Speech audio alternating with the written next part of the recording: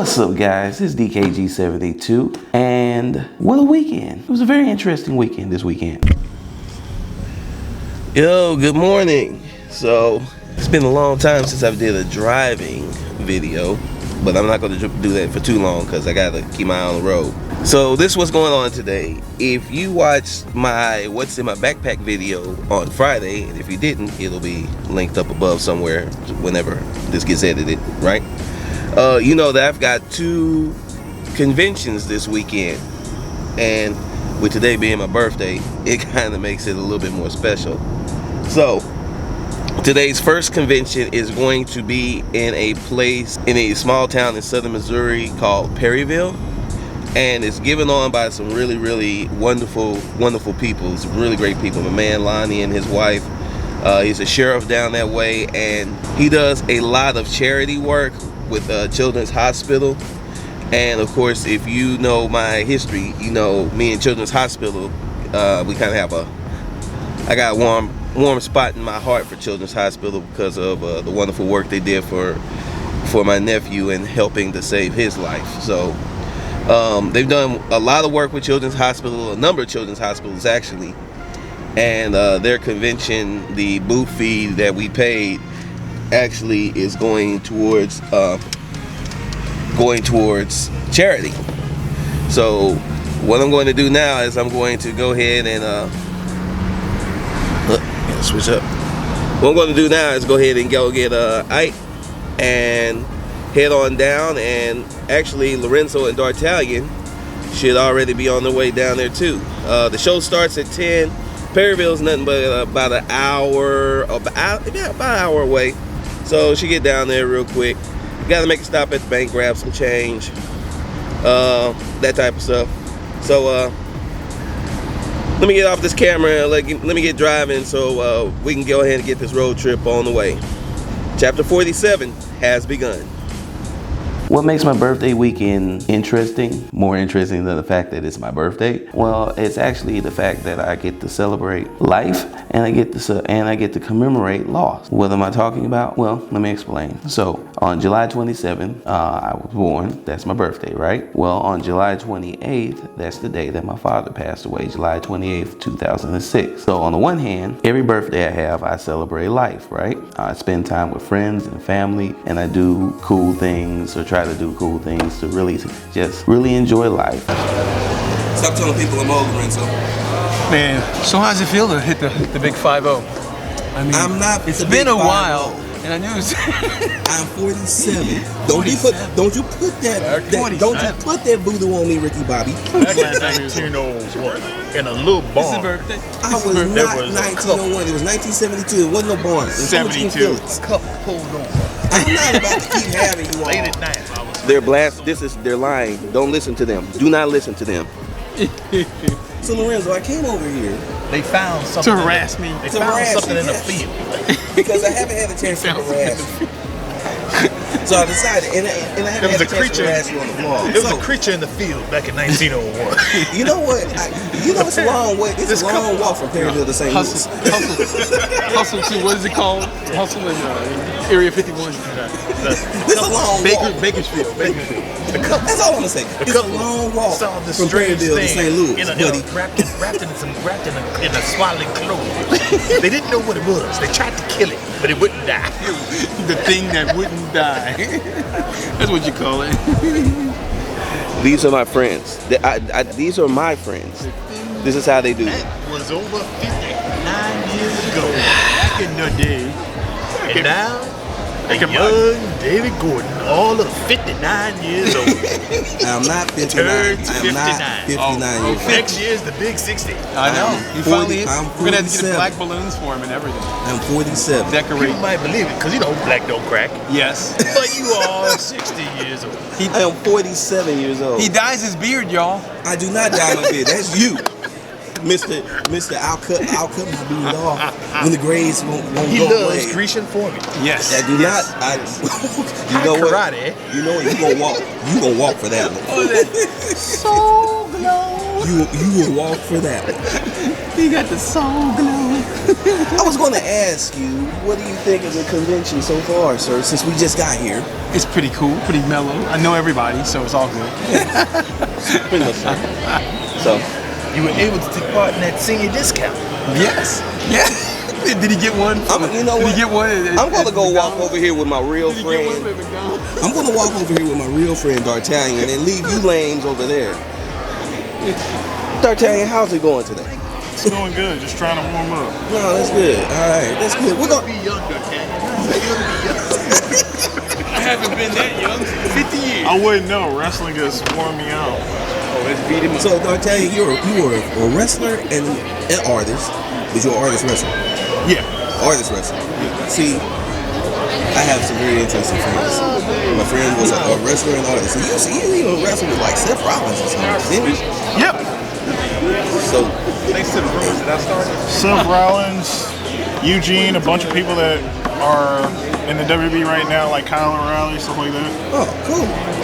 So, if it wasn't for the injuries, Oh, yeah. we'd have a WWE homeboy, superstar, that'd be our homeboy. I mean, we'd be able to get in all the shows free. We'd be able to get backstage.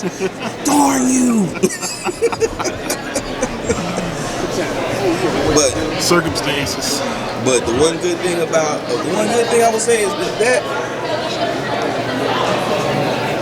my homeboy's talented. So, if you don't know, follow my man, D'Artagnan. Is it at D'Artagnan21X? Yep. Okay. On Instagram, right? Yep. Alright. And on Twitter. And of course, his smash hit Bret Hall stickers. Those are the greatest. I'm gonna have to spend $1 just to get one for myself. So the 28th is the day I normally memorialize my father's passing, and I kind of tend to want to be off to myself, alone, just within my thoughts. Well, this weekend was way different because I wasn't allowed to do that because I had the 2 shows to go to. So that means that I had to be involved, more personable. So you never know who you're gonna meet at the Comic-Con, and this man right here has one of the coolest costumes I've ever seen. So, who are you and what made you come up with this crazy Aztec greatness that you're doing? Well, my name's Matthew Aguilar, and this is an Aztec Eagle Warrior specifically. And the reason for my inspiration behind this is earlier in this year, I found out that I'm actually 1/4 Aztec in my lineage. And I wanted to pay homage to that. That was on my grandmother's side. She came from Mexico City, or Tenochtitlan, which was the Aztec capital. So I've been doing a lot of research as to how the Aztec people, would make their outfits, the training that they would go through as warriors, and so this is just a culmination of all of that.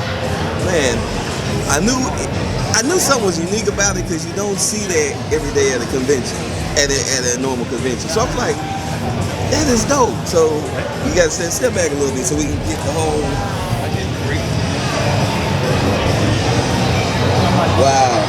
Wow. Well, man, you got one of the coolest costumes I met. And thank you so much. The fact that it's culturally is about your heritage and everything, that makes it even doper, dog. Good meeting you. Good meeting you too. I think the great thing about the show in Perryville was that it was for charity, and that really kind of helped me along the way because, again, I kind of have this strange duality going on where on the one hand, it's always great to celebrate another year of life. So one of my coolest friends, my coolest convention friends is at the show, and she's actually doing some outstanding artwork that she's going to vlog. Not vlog. She's going to auction off for charity. So let's check it out. Elena, what's up? Hi. So, what made you decide to do Spidey? I really like the colors of this one, and I thought, hey, I could probably get that done in a day, so I'll give it a shot. Because I was going to ask, why did you do Spidey so huge? Well, it's for a good cause. We're raffling off tickets, it's 5 for 1 or 10 for 3. And so the money that we raise for Spidey goes to Heroes for Kids, which they are raising the money for Children's Miracle Network. That's what's up. Now, you have put together one of the coolest groups on Facebook. Thank you.